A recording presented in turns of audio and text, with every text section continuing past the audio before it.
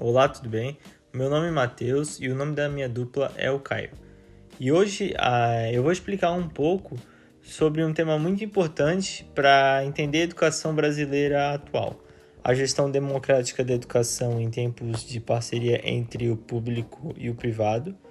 E esse assunto é muito discutido no artigo da professora Vera Maria Vidal Peroni, que analisa como as parcerias com instituições privadas vêm transformando a forma como a escola pública é administrada e quais são as consequências disso para a democracia na educação.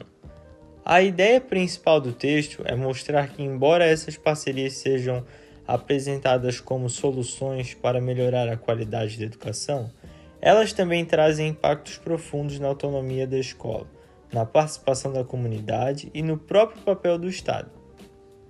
O principal objetivo do artigo é analisar as relações entre o público e o privado na educação, e entender como que essa relação interfere na gestão democrática. A autora destaca que essas mudanças não acontecem por acaso, mas fazem parte de um contexto muito maior do capitalismo atual, o qual o Estado passa por transformações e o mercado assume cada vez mais forte o papel de referência de qualidade e de eficiência. Então, o texto tenta responder a seguinte questão: o que acontece com a gestão democrática quando a lógica do mercado entra dentro da escola pública? O artigo explica que a gente vive em um período marcado pela crise estrutural do capitalismo. Para enfrentar essa crise, surgem estratégias como o neoliberalismo e a chamada terceira via. O neoliberalismo defende o Estado mínimo, a privatização dos serviços públicos, o mercado como parâmetro de eficiência e a redução dos direitos sociais. E já a terceira via não fala em acabar com o Estado, mas sim em reformá-lo, trazendo a administração gerencial, parcerias com o terceiro setor, transferência da execução das políticas públicas para a sociedade. E apesar dessas diferenças, as duas correntes elas têm algo em comum. Ambas defendem que o mercado deve orientar a gestão pública. E a autora chama esse processo de quase-mercado, que significa que a lógica do mercado como competição, produtividade, metas e resultados passa a funcionar dentro do Estado e da escola pública. E no Brasil isso se fortalece com a reforma do Estado de 1995 e continua nos governos seguintes. A gestão pública passa a ser inspirada em modelos empresariais com forte controle de resultados e cobrança por desempenho. E na educação, isso aparece por meio de metas, de avaliações extremas, de bonificações por desempenho, de padronização dos conteúdos. Eu sou o Caio e eu vou dar continuidade no trabalho falando sobre gestão democrática. Então, para a autora, ela não é apenas uma técnica de administração, mas um princípio político e pedagógico, que envolve a participação da comunidade, a autonomia da escola, a transparência, as decisões coletivas e a construção da cidadania.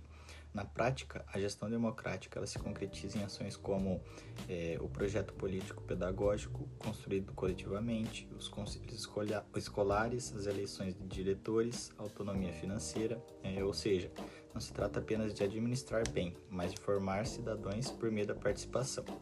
Falando agora sobre o público e o privado na educação, o artigo mostra que cada vez mais a educação pública tem sido atravessada por parcerias com instituições privadas e como fundações e institutos. Essas parcerias são justificadas pelo discurso da eficiência, da qualidade e da melhoria dos resultados, porém a pesquisa da autora revela várias consequências negativas, como por exemplo a redução da autonomia dos professores, o uso de materiais padronizados, supervisão constante do trabalho docente, competição entre escolas e alunos e premiação por desempenho.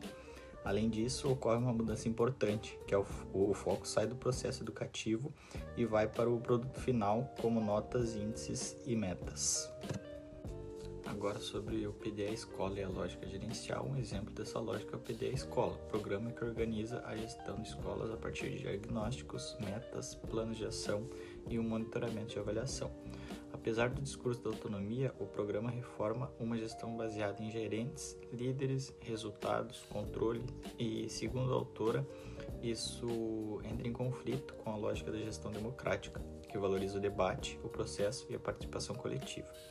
Agora, sobre as consequências para a democratização da educação, segundo ela, as principais consequências desse modelo são o enfraquecimento da participação da comunidade, a perda da autonomia pedagógica, a educação tratada como mercadoria e o Estado deixando de ser garantidor dos direitos e a sociedade passando a executar, mas não a decidir.